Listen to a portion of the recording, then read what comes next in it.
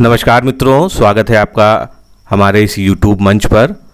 UPSSC lower PCS के syllabus में GK के सेक्शन में एक टॉपिक है महिला सशक्तिकरण। हालांकि इससे कोई विशेष क्वेश्चन विगत वर्षों में नहीं पूछा गया है, क्योंकि युवा कल्याण अधिकारी और उसके बाद के जितने भी पेपर हुए सभी में ये टॉपिक था। फिर भी इससे क्वेश्चन कभी भी पूछा जा सकता है, और क्या क्वेश्चन पूछा जाएगा तो इसके बारे में थोड़ा सा अनुमान लगाना कठिन है। तो मेरे अनुसार जो है इसमें महिलाओं के उत्थान से जुड़े, महिलाओं के सशक्तिकरण के लिए जो अभी तक प्रयास किए गए हैं, जो प्रमुख योजनाएं लॉन्च की गई हैं, उसके बारे में इससे क्वेश्चन पूछा जा सकता है। ये आप चौथे पॉइंट पे देख रहे होंगे, सामान्य मानव व्यवहार, अनुशासन, नैतिकता, नेतृत्व, महिलाओं का सशक्तिकरण। तो सामान्य मानव व्यवहार में जो है बहुत ही जनरलाइज्ड क्वेश्चन आएंगे, जो इथिक्स की तरह से होंगे, जिसका आप आसानी से आंसर दे लेंगे। वैसे विगत वर्षों में इस तरह के प्रश्न आए नहीं हैं। इस वीडियो में हम लोग महिलाओं के सशक्तिकरण से संबंधित जो योजनाएं हैं, पुरानी और नई, सभी को देखेंगे। उनसे जुड़ी जो संस्थाएं हैं उसको देखेंगे। तो चलिए स्टार्ट करते हैं।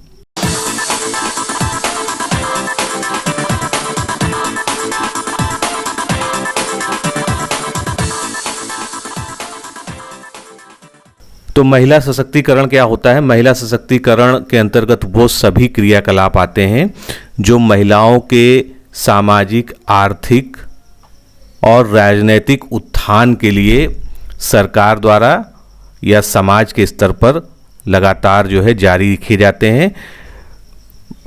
महिला सशक्तिकरण के अंतर्गत उनसे संबंधित जो दिवस हैं ये महत्वपूर्ण हैं।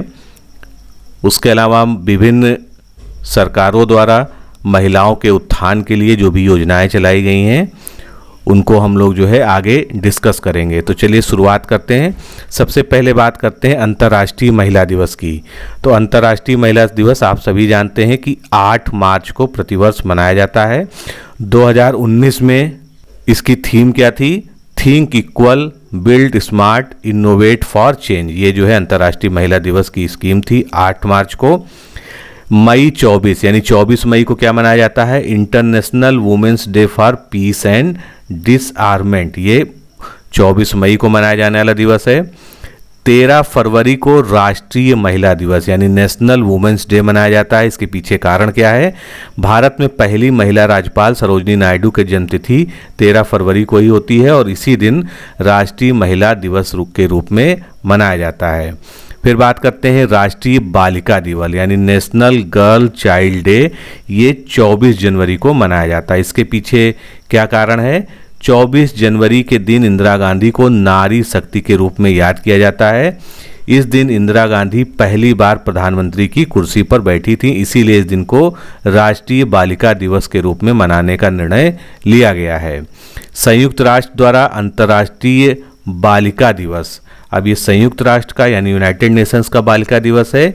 ये प्रतिवर्ष 11 अक्टूबर को मनाया जाता है।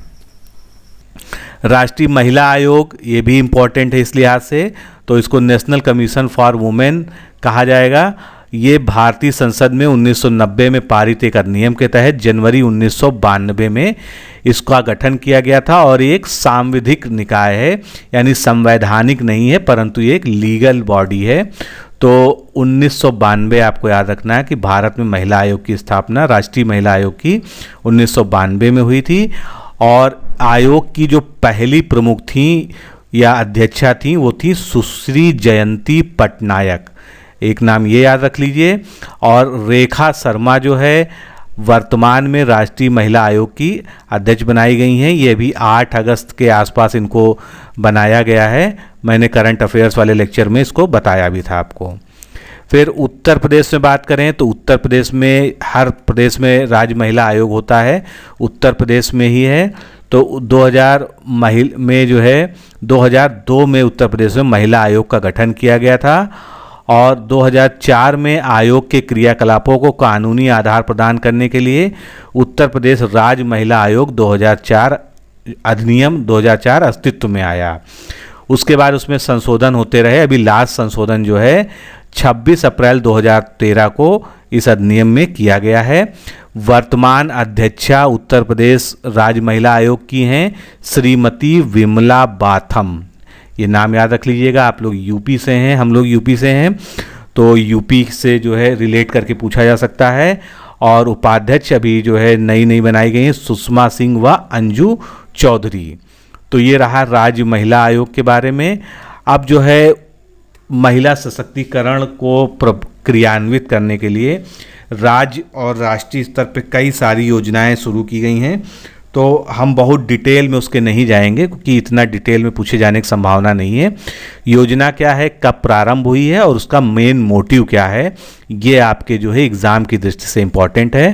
तो सबसे बड़ी योजना जो मोदी सरकार द्वारा प्रारंभ की गई थी, बेटी बचाओ बेटी पढ़ाओ, तो ये 22 जनवरी 2015 को शुरू की गई थी। महिला और बाल विकास मंत्रालय, स्वास्थ्य परिवार कल्याण मंत्रालय और मानव संसाधन विकास मंत्रालय, ये तीनों का एक संयुक्त उपक्रम है।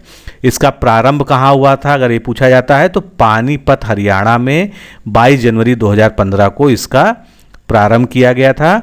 इसका मुख्य उद्देश्य क्या है, गिरते लिंगानुपात के मुद्दे पर लोगों को जागरूक करना और इस कार्यक्रम का समग्र लक्ष्य लिंग के आधार पर लड़का और लड़की में होने वाले भेदभाव को रोकने के साथ प्रत्येक बालिका की सुरक्षा, शिक्षा, समाज में स्वीकृति सुनिश्चित करना।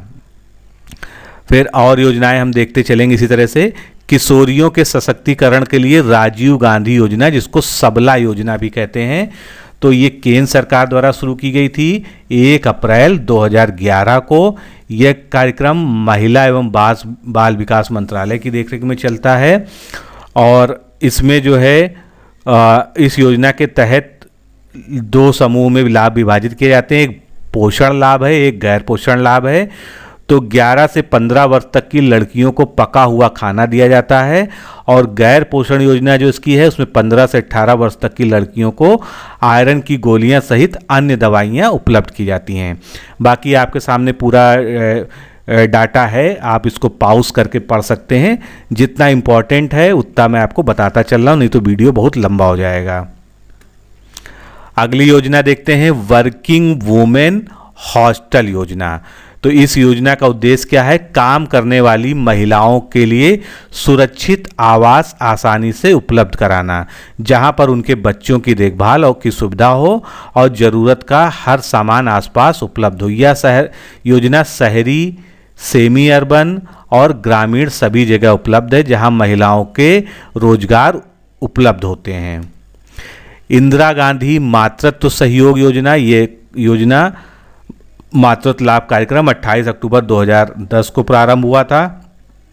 इसका मुख्य उद्देश्य क्या है, 19 साल या उससे अधिक उम्र की गर्भवती और स्तनपान कराने वाली माताओं को पहले 2 बच्चों के जन्म तक वित्तीय सहायता प्रदान करना।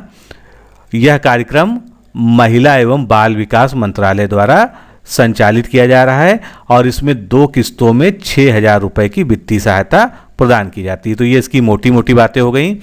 अब अगली देखते हैं, नारी शक्ति पुरस्कार योजना। इसकी स्थापना जो है 1999 में की गई थी। इसमें राष्ट्रीय स्तर पर पुरस्कार दिए जाते हैं। केंद्र सरकार ने भारत में महिला सशक्तिकरण के लिए महिलाओं संस्थानों द्वारा किए गए सेवा कार्य को मान्यता प्रदान करने हेतु नारी शक्ति पुरस्कार स्थापित किया है और इसमें जो है नगद और पुरस्कार और प्रमाण पत्र प्रदान किया जाता है। इतना सफिशिएंट इसके लिए। अब स्वाधार गृह योजना जो है ये कठिन परिस्थितियों में महिलाओं के पुनर्वास की योजना है। कई बार पूछी गई है पीसीएस के एग्जाम में। 2002 में महिला और बाल विकास मंत्रालय में स्वाधार योजना शुरू की थी। यह योजना अपेक्षाकृत महिलाओं, लड़कियों की ज़रूरत के मुताबिक आश्रय, भोजन, कपड़े और देखभाल प्रदान करने की योजना है और इसमें जो लाभार्थी होते हैं और उनके परिवार, रिश्तेदार या जेल से रिहा महिला कैदी, बिना पारिवारिक सहायता के रह रही महिलाएं, प्राकृतिक आपदाओं से बची महिलाएं, आतंकवादी, अतिवादी हिंसा की शिकार महिलाएं, पीड़ित विधवाएं इत्यादि जो है इसमें शामिल हैं इसके लाभार्थियों में। फिर नेक्स्ट योजना है महिला शक्ति केंद्र योजना। ये योजना महिलाओं के संरक्षण और सशक्तिकरण के लिए एक अम्ब्रेला स्कीम के तहत जो है बाल विकास महिला विभाग द्वारा 2017 में प्रारंभ की गई है। इस योजना के तहत ग्रामीण महिलाओं को सामुदायिक भागीदारी के माध्यम से सशक्त बनाने और उनकी क्षमता का अनुभव कराने का काम किया जाता है। अगली योजना देखते हैं, ये इम्पोर्टेंट है, कस्तूरबा गांधी विद्यालय योजना। इसका शुभारंभ हुआ था 2004 में। यह योजना उन सभी पिछड़े क्षेत्रों में क्रियान्वित की जा रही जहां ग्रामीण महिला साक्षरता की दर राष्ट्रीय स्तर से कम है। तो ये एक इम्पॉर्टेंट फैक्ट है इसका। इस योजना में केंद्र और सरकार का योगदान कितना है? केंद्र द्वारा 75% और राज्य सरकार द्वारा 25% खर्च का योगदान किया जाता है। और इस योजना का मुख्य लक्ष्य 75% अनुसूचित जनजाति, जाति, अत्यंत पिछड़ा वर्ग और अल्पसंख्यक समुदाय की सभी बालिकाओं को तथा 25% गरीबी रेखा से नीचे रहने वाले परिवार की बच्चियों को दाखिला कराना है। योजना में मुख्य रूप से ऐसी बालिकाओं पर ध्यान देना है जो विद्यालय से बाहर हैं और इनकी उम्र 10 वर्ष से ऊपर हो गई है। महिला ई-हॉट योजना, इसका मुख्य फोकस घर में रहने वाली महिलाओं पर है। उन्हें ही ध्यान में रखकर ये योजना शुरू की गई है। इसके लिए महिला एवं बाल विकास मंत्रालय ने एक मंच तैयार किया है जिससे माध्यम से महिलाएं अपने हुनर के जरिए कमाई कर सकती हैं और मंत्रालय ने इस योजना का नाम ई-हॉट दिया है। उज्ज्वला योजना मोदी सरकार की जो है सबसे ब्रांडेड योजनाओं में से है, जिसके बारे में आप सभी जानते हैं। तो इसमें जो है इस योजना की शुरुआत कब की गई थी? 1 मई 2016 को। इसमें गरीब महिलाओं को मुफ्त एलपीजी गैस कनेक्शन मिलते हैं और इनको मुख्य उद्देश्य क्या है कि जो महिलाएं हैं वो जो पहले पारंपरिक रूप से चूल्हा जलाकर और उपले जलाकर जो खाना बनाती थी, जिसके कारण जो है उनको तमाम बीमारियां हो जाती थी, तो उसकी जगह जो है एलपीजी कनेक्शन से पर्यावरण की सुरक्षा होगी प्लस उन महिलाओं की स्वास्थ्य की भी सुरक्षा होगी। भाग्य लक्ष्मी योजना, तो बेटियों के जन्म को बढ़ावा देने, उन्हें साक्षर तथा जागरूक बनाने के लिए उत्तर प्रदेश सरकार द्वारा जो है ये शुरू किया गया है और 28 अप्रैल 2017 को गरीब परिवारों में जन्म होने वाले बेटी को परिवारों को 50,000 रुपये का बॉन्ड दिया जाएगा। यानी इसका क्रियान्वयन कब से हुआ है? 28 अप्रैल 2017 से। इसी के साथ यूपी में भाग्य लक्ष्मी योजना भी शुरू की गई है। इस नई योजना के तहत बेटी की मां को 5100 रुपये जन्म के समय दिए जाते हैं। फिर इसी से तरह से एक भाग्यश्री योजना है। ये योजना स्पेशली महाराष्ट्र सरकार की योजना है और ये बेटी बचाओ बेटी पढ़ाओ के तर्ज पर ही जो है योजना काम करती है। इसका मुख्य लक्ष्य है बीपीएल परिवारों को यानी गरीबी रेखा के नीचे रहने वाले परिवारों को समाज की मुख्यधारा से जोड़ना और इसका जो प्रारंभ हुआ है वो 8 मार्च 2015 से हुआ है। बेटी के जन्म के समय सरकार उसके खाते में 21,200 रुपये जमा कराती है और बेटी के 18 वर्ष पूर्ण होने पर उसे 1 लाख रुपए दिया जाता है। तो ये सब इसके प्राविधान हैं। महिलाओं के लिए प्रशिक्षण और रोजगार कार्यक्रम जिसको स्टेप नाम से जाना जाता है, ज़्यादातर आप इसको कहीं पढ़ेंगे तो स्टेप योजना के बारे में पूछा जाता है। तो इस योजना की शुरुआत 1986-87 में एक केंद्रीय योजना यानी केंद्र पोषित योजना के रूप में हुई थी। महिला एवं बाल विकास मंत्रालय के अधीन ये संचालित है और इसमें जो है स्वरोजगार के माध्यम से उद्यमी बनाने का हुनर यानी कौशल प्रदान किया जाता है महिलाओं को।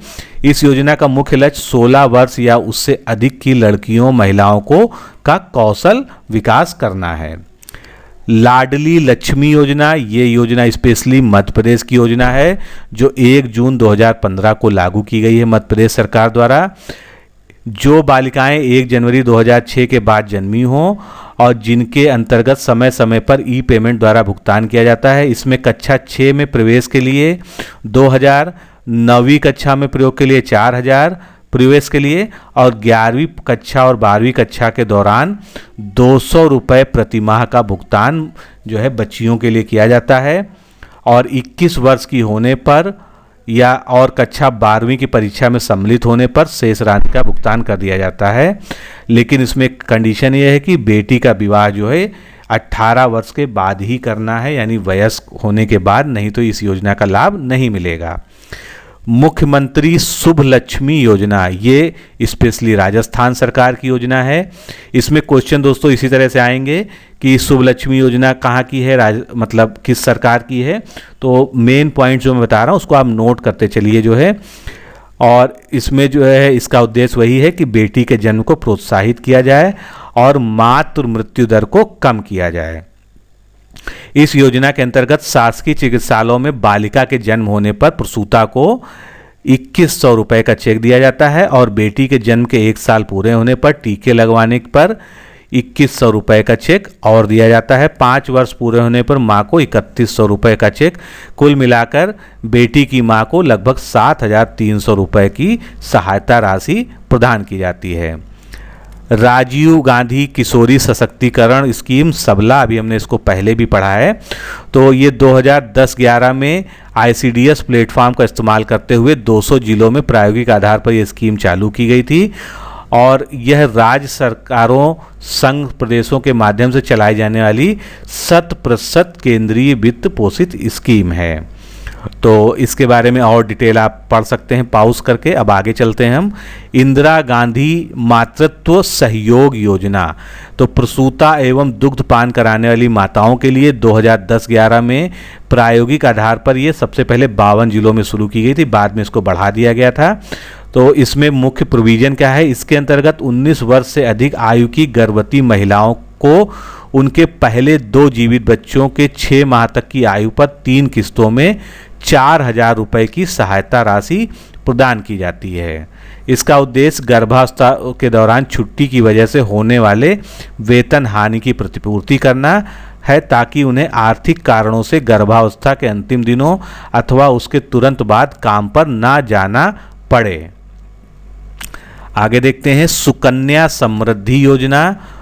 तो इस योजना में 1000 से 1.5 लाख तक सालाना रकम जो है जमा कराई जा सकती है। हर साल आपकी ओर से तय अमाउंट 14 साल तक जमा कराना होता है और बेटी को 18 साल पूरे होने पर खाते में से आधा पैसा निकाला जा सकता है और वहीं 21 साल पूरा होने पर खाता बंद कर दिया जाता है। यह योजना जो है मोदी सरकार द्वारा रिसेंटली लॉन्च की गई है। इसके बारे में डिटेल पढ़ा भी चुका हूँ आपको। नेक्स्ट देखते हैं राष्ट्रीय महिला सशक्तिकरण मिशन। तो ये तो पूरा एक मिशन है जिसमें कई सारी योजनाएं लागू की गई थी, लेकिन इसको आप जो है मेन इसमें आपको क्या रखना है, तो राष्ट्रीय महिला सशक्तिकरण जो मिशन जो है ये 8 मार्च 2010 को प्रारंभ किया गया था। ये इसका सबसे प्रमुख बिंदु है और इसमें जो है कई सारी जो है इसके सहायता के लिए केंद्रीय समिति और अंतर मंत्रालयीय समिति जो है बनाई गई। नेक्स्ट देखते हैं हम जो है अगली स्कीम जो है, तो राष्ट्रीय मिशन जो है इसके प्रमुख कार्य क्या हैं जो अभी हम लोगों ने डिस्कस किया। तो केवल आपको यही देखने हैं कि इसके मुख्य उद्देश्य क्या है। महिलाओं की आर्थिक सशक्तिकरण, महिलाओं के प्रति हिंसा को समाप्त करना, स्वास्थ्य और शिक्षा पर विशेष जोर, प्रतिभाशाली मंत्रालयों, संस्थानों और संगठनों के कार्यक्रमों, नीतियों, सांस्थानिक व्यवसाय और प्रक्रियाओं के जेंडर मेनस्ट्रीमिंग का कार्य संपादित कराना। फिर एक स्कीम और है परिवार परामर्श केंद्र। ये 1983 में शुरू की गई थी। इसके तहत अत्याचार का शिकार और पारिवारिक असहयोग की समस्या का सामना कर रही महिलाओं और बच्चों का पुनर्वास सेवाएं उपलब्ध कराई जाती हैं। आर्थिक और पुनर्वास सेवाएं, ये केंद्र महिलाओं से संबंधित सामाजिक मुद्दों के बारे में जागरूकता सृजन और आम लोगों की राय बनाने के लिए भी काम करता है। ये स्थानीय प्रशासन, पुलिस, न्यायालय, कानूनी सलाह इकाइयों, गृहों आदि के निकट सहयोग से पुनर्वास सेवाएं प्रदान करता है। तो कुल मिला के ये है कि परिवार परामर्श केंद्र जो है ये महिलाओं के पुनर्वास से संबंधित जो है कार्यक्रम है, जिसमें जो पीड़ित महिलाएं होती हैं परिवार से, उनको हर तरह की मदद उपलब्ध कराई जाती है।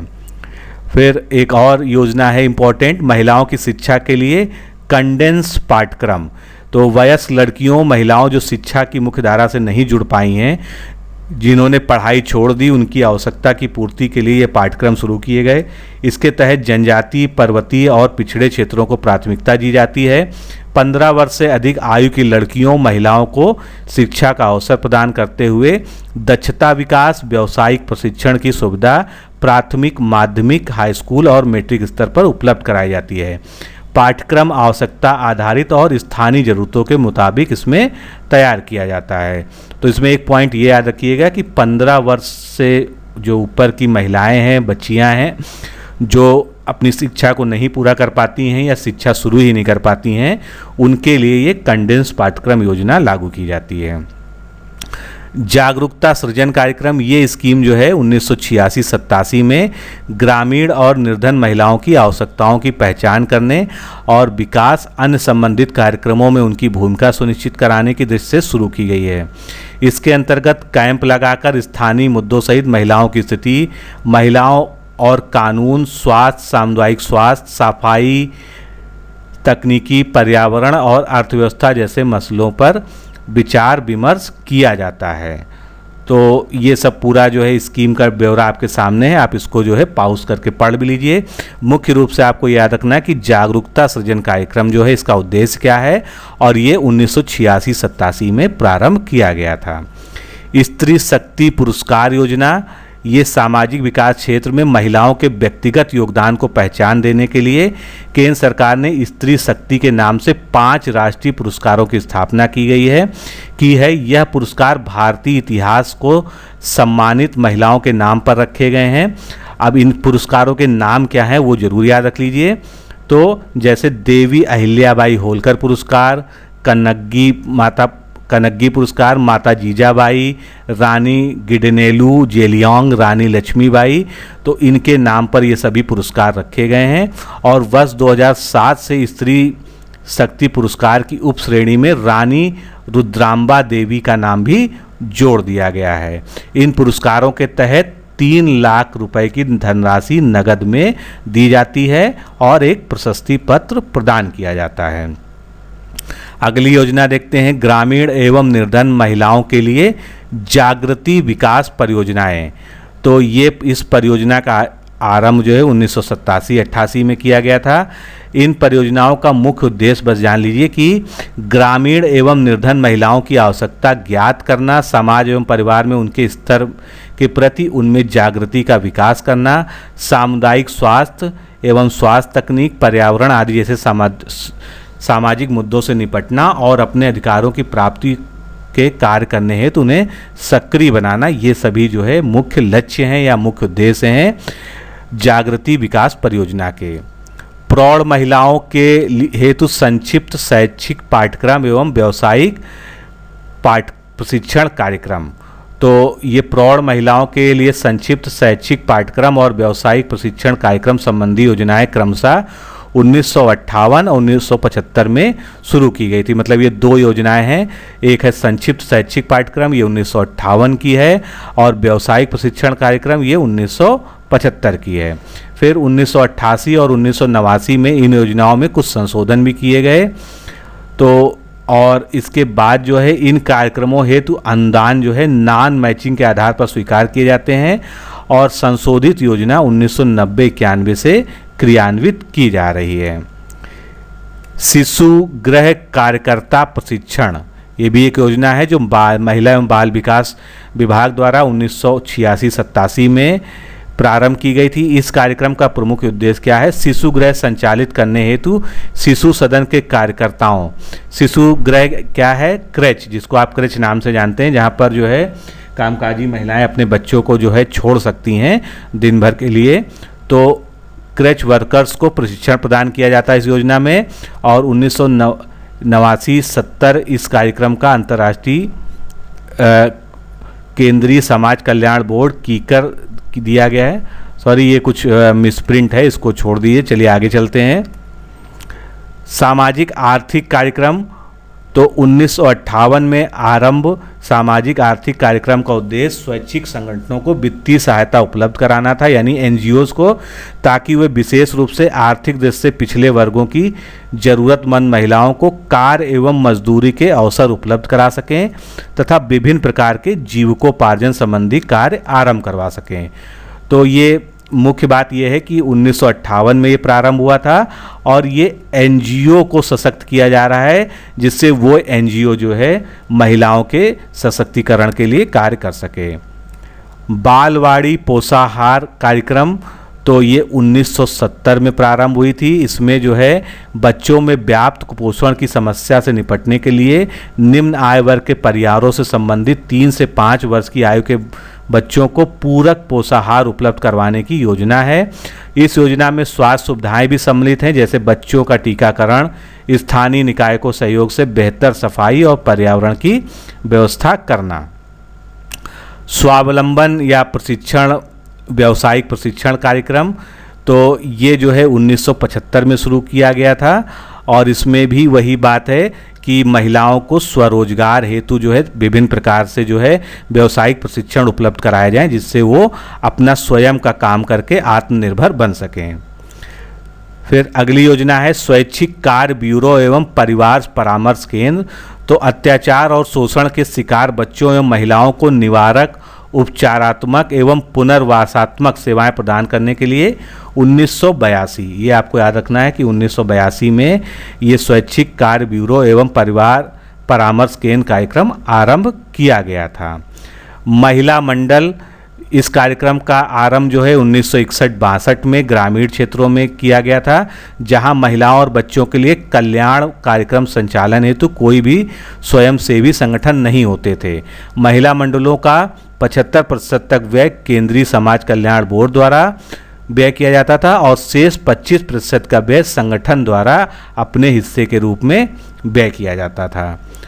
अगला देखते हैं अवकाश शिविर। तो इस कार्यक्रम के अंतर्गत बोर्ड द्वारा विकलांग बच्चों के लिए सामाजिक एवं आर्थिक दृष्टि से पिछड़े वर्गों से आए 10 से 16 वर्ष तक के आयु वर्ग के बच्चों के लिए अवकाश शिविर आयोजित करने हेतु स्वयंसेवी संगठनों को अनुदान प्रदान किया जाता है। स्वाधार घर योजना, इस योजना की शुरुआत 2001-2 में हुई थी, आप 2002 भी कह सकते हैं, लेकिन ये वित्तीय वर्ष है। इस योजना को महिला एवं बाल विकास मंत्रालय के अधीन चलाया जाता है। इस योजना का उद्देश्य क्या था? वेश्यावृत्ति से मुक्त महिलाएं, रिहा कैदी, विधवा, तस्करी से पीड़ित महिलाएं, प्राकृतिक आपदाओं, मानसिक रूप से विकलांग और बेसहारा महिलाओं का पुनर्वास करना, उनकी व्यवस्था करना। और इसके अंतर्गत विधवा महिलाओं को भोजन, आश्रय, तलाकशुदा महिलाओं को कानूनी सहायता, चिकित्सकीय सुविधाएं, महिलाओं को व्यावसायिक प्रशिक्षण आदि जो है सुविधाएं प्रदान करना इसका मुख्य उद्देश्य था। तो दोस्तों, हम लोगों ने काफ़ी जो है योजनाएं देख ली हैं और इसमें से कुछ ना कुछ जो है आपको मिलेगा एग्ज़ाम में, मुझे विश्वास है। इसलिए इसके जो हाईलाइटेड पॉइंट्स है जो मैंने बताए आप नोट कर लीजिएगा। एक्चुअल में ये काफ़ी बड़ा अगर टॉपिक देखा जाए तो महिला सशक्तिकरण एक बहुत बड़ा टॉपिक है, जिसमें अभी बहुत कुछ शामिल किया जा सकता है, लेकिन चूंकि UPSSC का एग्ज़ाम का स्तर इतना उच्च नहीं है कि इसमें जो है विभिन्न तरह के महिलाओं के कानून और उनके लिए क्या एक्ट बनाए गए हैं और महिला न्यायालय क्या होते हैं, तो इस सब को जो मैंने इसीलिए अभी फ़िलहाल जो है नहीं इसमें शामिल किया है, क्योंकि उसमें बहुत समय भी लगता। लेकिन जितना इसमें मैंने आपको बता दिया है इतना सफिशिएंट है। सारी योजनाएं, उनके वर्ष और उनके उद्देश्य एक बार जो है फिर से देख लीजिएगा, जिससे आपको जो है एग्ज़ाम में जो है कोई दिक्कत ना हो। तो अभी के लिए इतना ही दोस्तों, नमस्कार, धन्यवाद।